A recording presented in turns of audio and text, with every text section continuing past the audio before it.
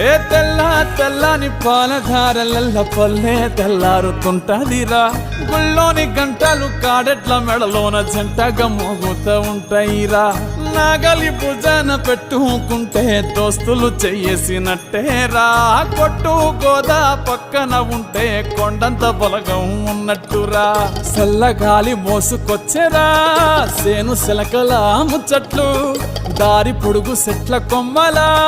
రాలుతున్న పూల సప్పట్లు గట్టి మోపులు కాల్వ గట్టులు చెమట సుక్కల్లో తడిసిన ఈ మట్టి గంధాల ఊరు